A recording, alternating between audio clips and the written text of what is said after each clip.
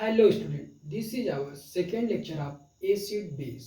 First lecture में हमने अपने दो महत्वपूर्ण कॉन्सेप्ट आरएनएस कॉन्सेप्ट और ब्रांस्टेड लवरी कॉन्सेप्ट का अध्ययन किया था। इस लेक्चर में हम अपने नेक्स्ट कॉन्सेप्ट का अध्ययन करेंगे। तो चलते हैं, आइए अपने नेक्स्ट कॉन्सेप्ट की ओर, जो कि है Lewis concept. According to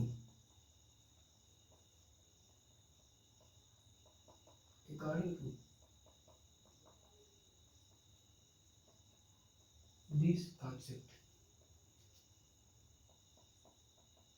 species which accept electron pair is called acid, and species which donate electron pair is called base। यानी कि species which accept electron pair is called acid and species which donate electron pair is called base। Example देखिए, acid and base. इस side example देख लीजिए।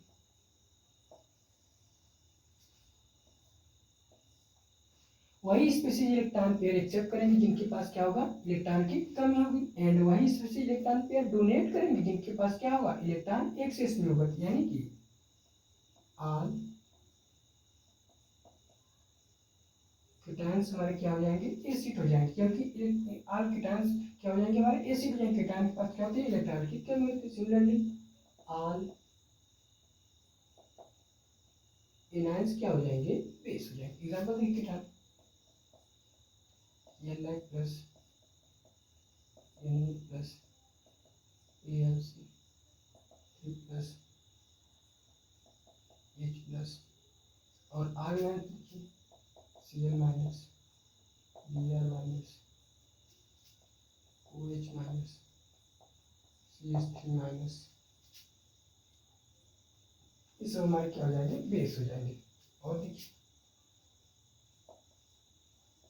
और example देखिए, molecular species जो acid हो,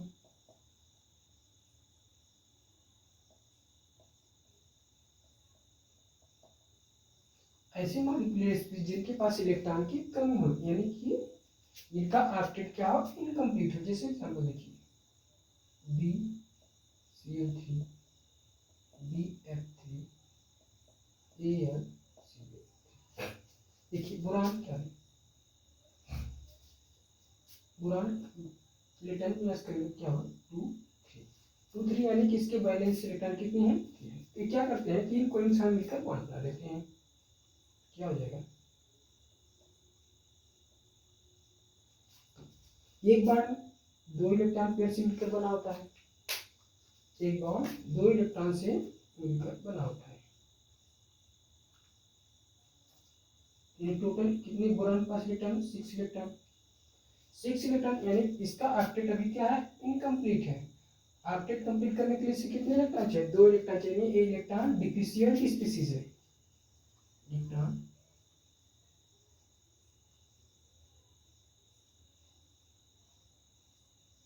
डिफिशिएंट स्पीसीज, यानी इलेक्ट्रॉन डिफिशिएंट स्पीसीज क्या होंगे, हमारे एसिड होंगे।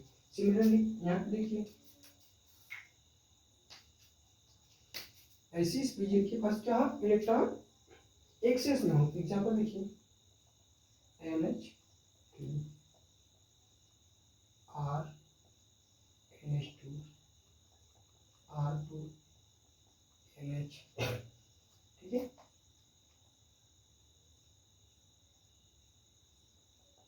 देखिए इनके पास क्या है, लोन पेयर है।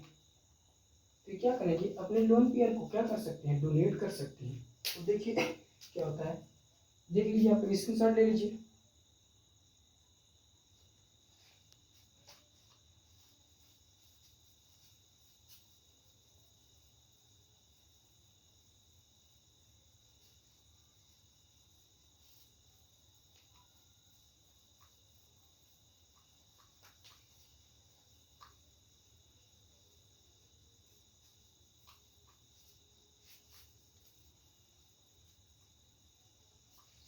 तो एग्जाम्पल देखा, BCl3, BCl3 क्या होता है?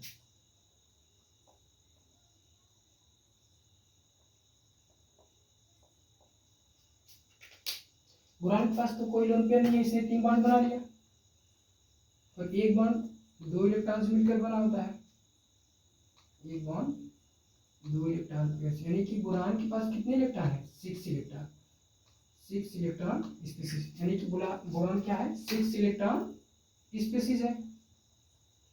तो यानी कि ये क्या करेगा? इसका भी क्या है? पी ऑर्बिटल क्या है? वैकेंट है। बोरान क्या है?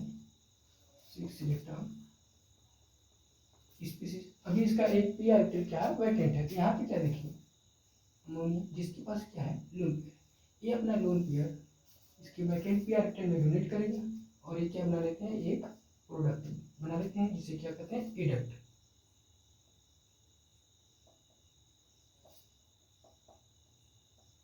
क्या है? एडक्ट।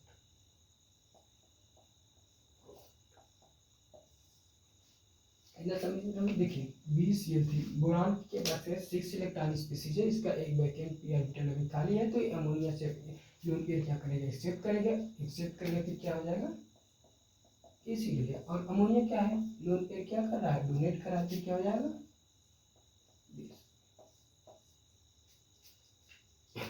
सिमिलरली देखिए, हमारा क्या है? कीटायन, सीधा समझ में।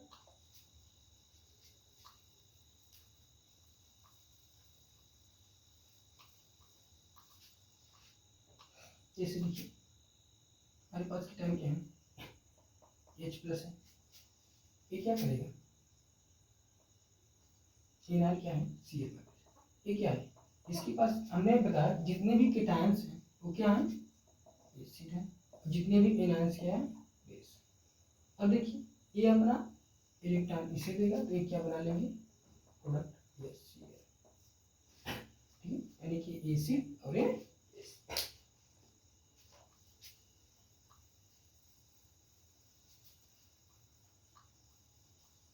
आइए चलते हैं अपने नेक्स्ट कॉन्सेप्ट की ओर, जो कि है सॉल्वेंट सिस्टम कॉन्सेप्ट। हमारा नेक्स्ट कॉन्सेप्ट है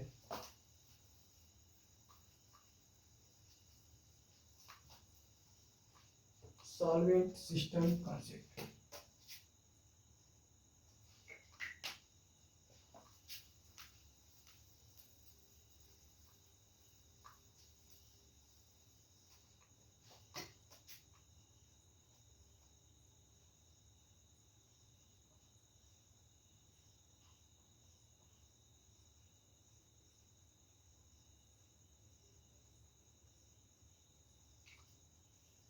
देखिए, solvent system concept according to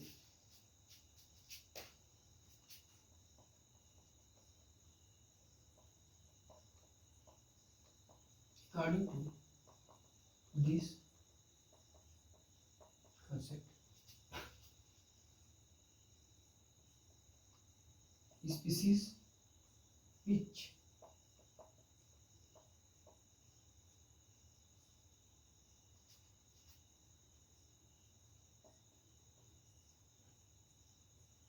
increases the concentration of cation, concentration of cation, species which increases the concentration of cation of that solvent in which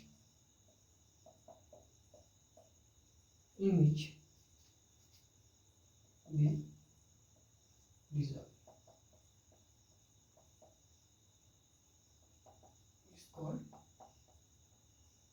acid. And species which increases the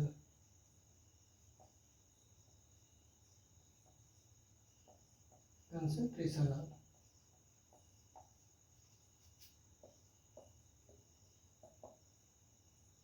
anion of that solvent in which they dissolve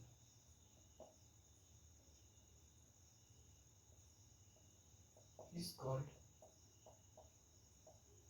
base. देखिए species which increases the concentration of cation of that solvent in which they dissolve in is called acid, and species which increases the concentration of anion of that solvent in which they dissolve is called bases. देखिए example की तरह समझते हैं, जैसे देखिए example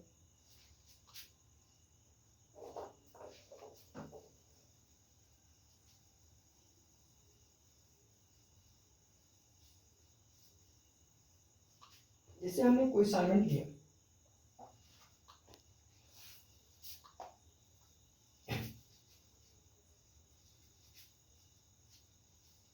जैसे हमने solvent लिया H2, कौन सा सॉल्वेंट लिया H2। अब H2 क्या होता है, R2 आयनाइज होगा तो किसमें टूटेगी, जब H2 का R2 आयनाइजेशन होगा तो क्या बनाता है H plus plus OH minus. अब देखिए AH प्लस क्या करता है, फर्दर क्या करता है, रिएक्शन करता है H2O से और क्या बना लेता है H3O प्लस। अब सिमिलरली क्या होगा OH माइनस क्या होगा H2O से रिएक्शन करेगा क्या बनाएगा O2 minus plus H3O plus. यानी कि हमारे पास कौन कौन से कीटाणु हैं, R2 आयनाइजेशन से वाटर के R2 आयनाइजेशन में कौन कौन से कीटाणु मिले H प्लस और H3O प्लस, और कौन कौन से एनायन मिले, एनायन में मिला O2 minus and OH minus. यानी जब हमने वाटर का R2 आयनाइजेशन कराया तो हमें क्या मिला H plus and OH minus. अब H प्लस क्या होगा, फर्दर H2O से रिएक्शन करके H3O प्लस बना लेता है हाइड्रोनियम में, उसके बाद OH माइनस भी H2O से रिएक्शन करके O2 माइनस और H3O प्लस बना लेता है। यानी हम कीटाणु क्या मिला H प्लस और H3O प्लस, एनायन क्या मिला O2 OH माइनस।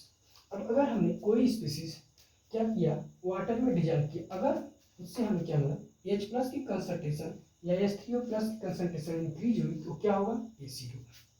यानी कि अगर डिजॉल्व करने पर हमें H प्लस और H3O की कंसंट्रेशन इंक्रीज है तो क्या होगा एसिड होगा। अगर स्पीसीज को हमने वाटर में डिजॉल्व करने पे हमें O2 माइनस और OH माइनस की कंसंट्रेशन इंक्रीज हुई तो क्या होगा बेस। आइए देखते हैं एग्जांपल।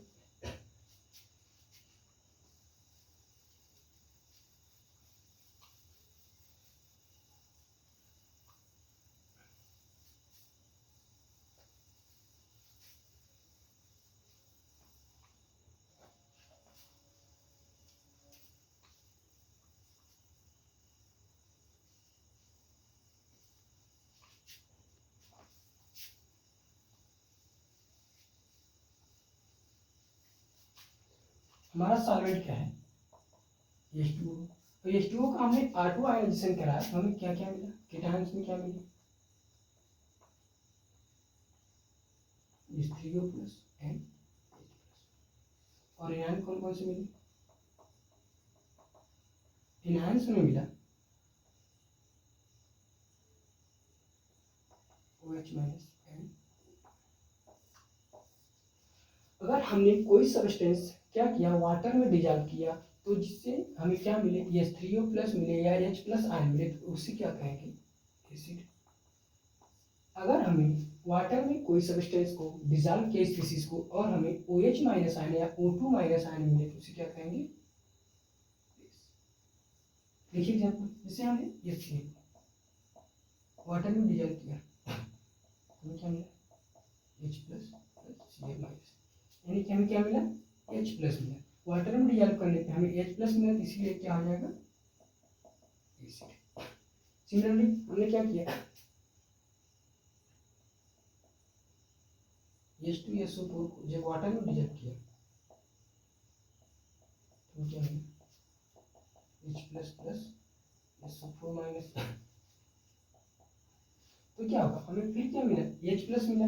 अब H प्लस मिला, ये H प्लस क्या होता है, H2O से रिएक्शन करके H3O प्लस बनाता है। तो हमें क्या मिला, H3O प्लस मिलेगा तो क्या होगा, एसिड, यानी ये भी क्या है, एक प्रकार से एसिड है। समझ में आया सभी लोग। चलिए आगे देखते हैं एग्जाम्पल।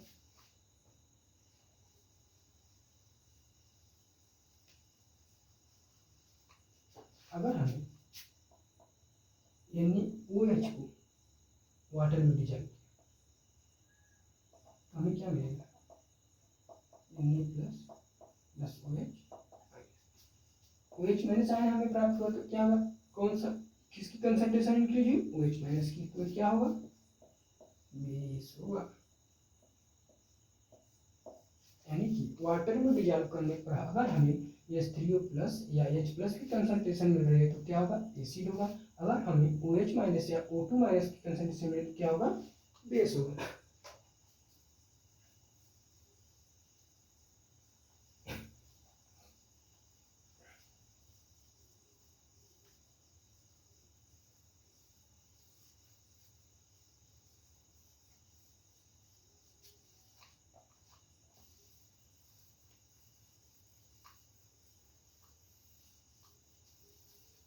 और देखिए अगर हमने सॉल्वेंट क्या लिया,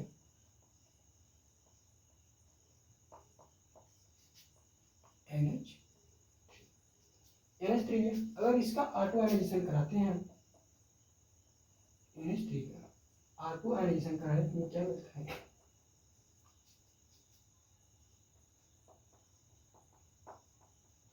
NH2 minus and H plus. अब देखिए, अब NH2 माइनस ये फर्दर क्या करता है, अमोनिया से रिएक्शन करकर क्या बना लेता है,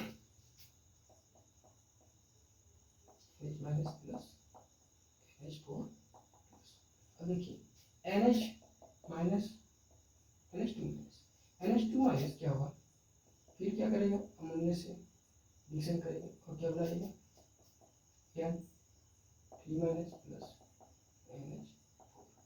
सिमिलरली H प्लस भी क्या होगा, अमोनिया से रिएक्शन करेगा, क्या बनेगा, NH4 प्लस। यानी कि अमोनिया के ऑटो आयनाइजेशन से हमें कौन कौन से कीटाणु प्राप्त हुए, हमें कीटाणु मिला H plus and NH4 plus. और कौन कौन से एनायन मिले, हमें एनायन मिला NH2 minus, NH2 minus and. देखिए अमोनिया का हम जब ऑटो आयनाइजेशन कराते हैं NH2 minus and H plus मिला। अब NH2 माइनस क्या होगा, अमोनिया से फर्दर रिएक्शन करके NH2 माइनस बना लेगा plus NH4 plus and NH2 minus फिर अमोनिया से फर्दर रिएक्शन करेगा और N3 minus plus NH4 plus. और सिमिलरली क्या होगा, H प्लस भी अमोनिया से रिएक्शन करके क्या बना लेगा, NH4 प्लस। यानी कि हमें कीटायन और एनायन कौन कौन से मिले, कीटायन H plus and NH4 plus और एनायन कौन से मिले, NH2 minus NH2 minus N3 minus. अब देखिए अगर हमने कोई स्पीसीज अमोनिया में डिजॉल्व किया, हमें क्या मिला, H प्लस आयन मिला या NH4 प्लस आयन मिला, तो क्या होगा, यानी कि एसिड होगा। यानी कीटायन की कंसंट्रेशन, कीटायन की कंसंट्रेशन इंक्रीज जो करेगा वो क्या होगा, अभी हमने डिक्रीशन में पढ़ा कि ऐसी स्पीसीज जो कीटायन की कंसंट्रेशन क्या करे, इंक्रीज कर दे, कीटायन की कंसंट्रेशन इंक्रीज करे। अगर हमें डिजॉल्व करने पर हमें H प्लस या NH4 प्लस मिला तो क्या होगा, ऐसी स्पीसीज एसिड होगी। सिमिलरली क्या होगा, अगर हमें स्पीसीज अमोनिया में डिजॉल्व करने पर NH2 माइनस या NH2 माइनस दे या N3 माइनस दे तो क्या होगा, बेस होगा। जैसे एग्जांपल देखिए, H2SO4 को जब हमने लिक्विड अमोनिया में डिजॉल्व किया तो हमें क्या मिला,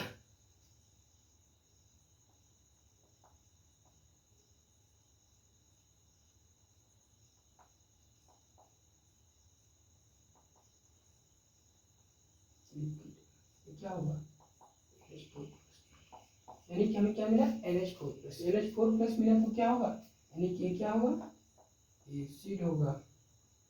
क्या होगा, एसिड होगा। इतना समझ में। अब देखिए अगला नेक्स्ट एग्जांपल देखते हैं।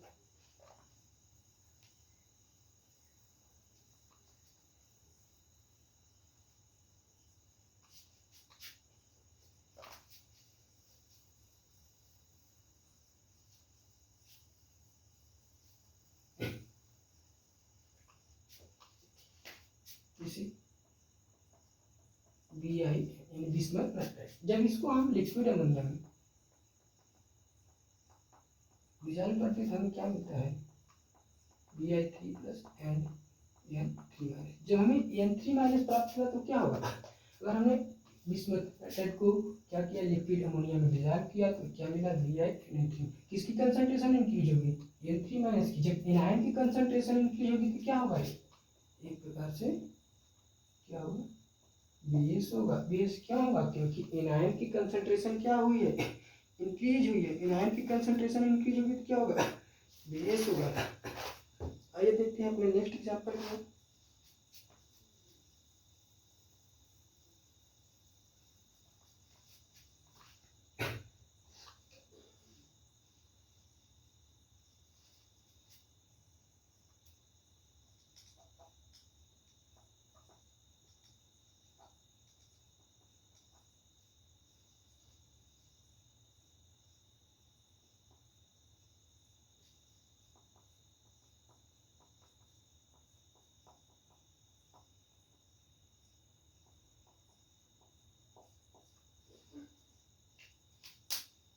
जब हमने एसिटिक एसिड को लिक्विड अमोनिया में डिजॉल्व किया तो हमें क्या मिला, CH3COO minus and H plus. और H प्लस क्या करेगा, लिक्विड में रिएक्शन करा के बना देगा NH4 प्लस। अब NH4 प्लस किसकी कंसंट्रेशन, केटायन की, यानी केटायन कंसंट्रेशन इंक्रीज है तो क्या होगा, एसिड होगा। क्या होगा, एसिड होगा।